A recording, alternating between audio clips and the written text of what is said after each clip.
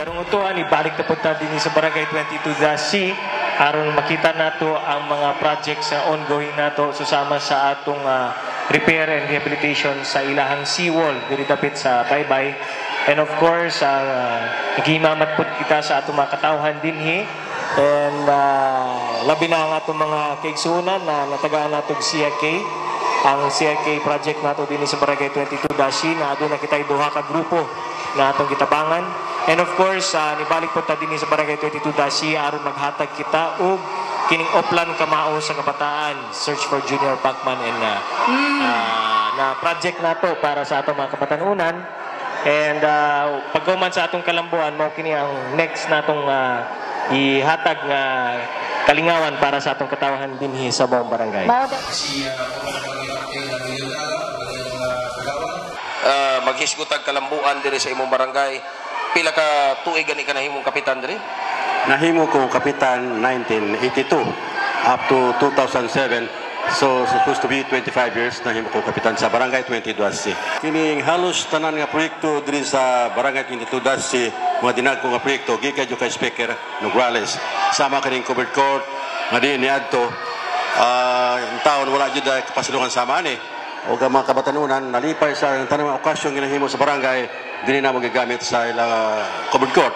Ug luwas pa na katong mga pathways nato nga niadto kahoy lang yung taon nya matag pila ka bulan guba na sad ayo na sad sa pagkakaron wala na problema kaya nga halos na pathways simentado na padulong sa riverbed.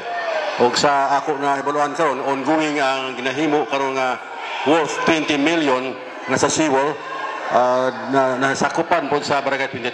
Pero pinabugat natong project na ongoing the region is kining completion nato sa seawall. Kay kining seawall gawa sa Barangay 22 ang makabenepisyo po ani sa Barangay 21, ang Barangay 31 and ang Barangay 23. Kay kining seawall dako kaing tabang kini para sa atong mga lumulupyo dinhi sa mga barangay ug uban pa nato mga silingang barangay dira dapit sa Naibaybay tungod kay panahon sa July ug Agosto dito naman mo dako ang mga balod tungod sa monsoon waves nato, no? Monsoon season nato.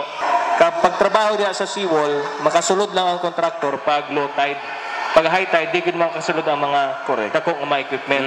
So that's why gisugdan nato og sayo, I think February nag-start na ta sa construction sa atong seawall. Kay kinihanan og taas-taas nga panahon para makumpleto gyud katong 20 million pesos nga project nato which is ang completion nato sa Mount Seawall, ang spur dike nato dinhi sa boulevard areas. Og karon nato isunod si Kagawad sa tupad. Tunto nimo Kagawad Samuel Kabantog. May nguto sa tanan o kang attorney Carlo Nograles. Sa imong observation karon as Kagawad, unsa kadako ang natabang ani para sa mga tao diri sa inyong area? Dako kayog natabang labigod kining sport sa mga kabatanunan na maugid ni ilang hilig nanghangyo mi kasir nga kinahanglan matagaan mi o gamay dakong tabang sa mga batanon sa sports gani kadtong niaging tuig nga nagpista mi nagpa-sponsor mi kang Sir Carlo sa mga prizes o diha nalingaw ang mga kabataan. Dili lang kay mga kabataan, kundi apil na pod ang mga kahamtungan. Isunod nato si Kagawad Dominador Kabigi. Mayong hapon sa inyo, sir. Attorney, mayong hapon. Ako lang gipasalamatan si Attorney Carlo Nograles ug ang iyang amahan nga si Speaker Prospero Boy Nograles. Salamat sa tabang nga nabubo nila diri sa among Barangay 22, gikan sa mga pathway, gikan sa mga trust karon nga umaabot ang project sa 20 million sa dike, kay importante kay na siya, kay daghan kayo ang mapituhan anang lugara. Pag-abot sa panahon nga naay monsoon wave. Pong ipasalamatan og dako ang opisina ni Congressman tungod kay giwala ang CMAP. Importante na kaysa sitwasyon karon sa nakita namo halos ang amo ang mga kwadri ulan-ulan, init, ulan-ulan, init, nagsige kasakit. So halos walay tao nga muduol muhangyo, pero sa ngalan nga naang opisina, amo gyapon sila tabangan paingon dito. Makauban na to karon ang presidente sa first batch siya kay nga mao si Presidenta Ninita Yap. Kami nga batch karon dire mga membro mi sa naka-avail ni sa Oplan kabuhayan ni Attorney Nograles. So diin gi-releasean mi og kwarta kada grupo namo, tapos after anaw man namo bayad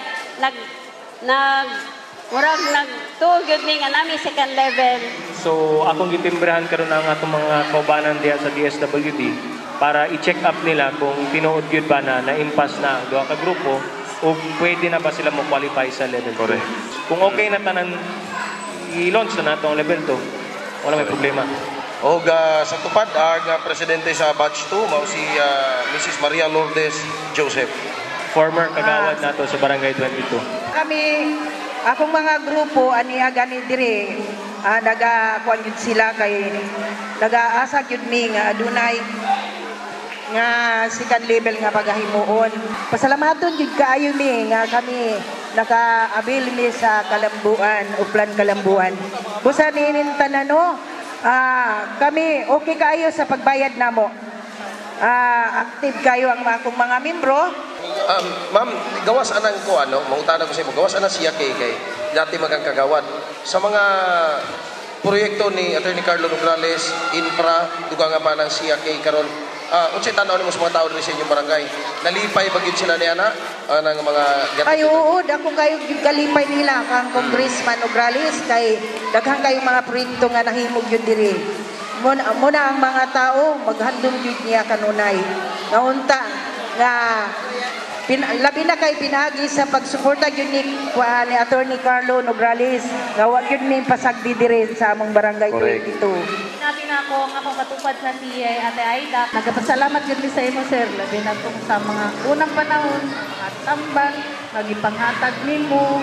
Nakabil gyud to tanan ang labi na to ang akong mga sa among pamilya o sa akong mga kasilingan.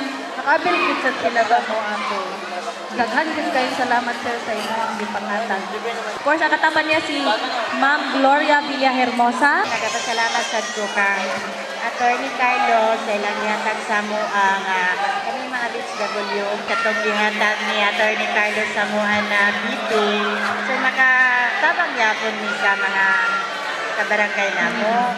Salamat kayo ato Attorney nga kwan gani kay sa todo wala kami sa barangay. Kung nagyapoy manginhanglan yapon sa among area, sa among kuan ana nga na serbisyo, makatabang yapon ni. Okay, daghang kay salamat kay Ate Gloria. Atong isunod si Ma'am Yvonne Banja. Ako ikasulti, ako akin ko sa Jackie. Kay maurag yung kini ang akong gikakuhaan sa akong pamilya. Ay nanindabang ko. Kunya, anasad ko sa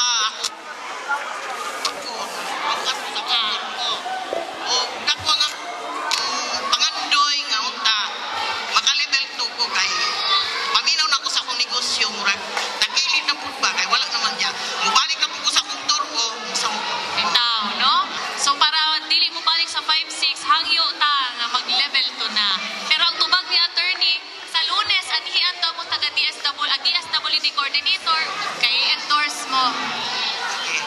Okay na daw ang inyong record. Nagulat na lang tan-awo ng record. Sige, si Ma'am Beatrice Navarro, maayong udto, Ma'am.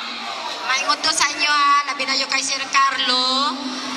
Dako ko pasalamat sa iyang gihatag ka namo nga dagdag kapital sa SF Siaki, membro sa Siaki. Nagpasalamat mi og dako kay sa among gihangyo sa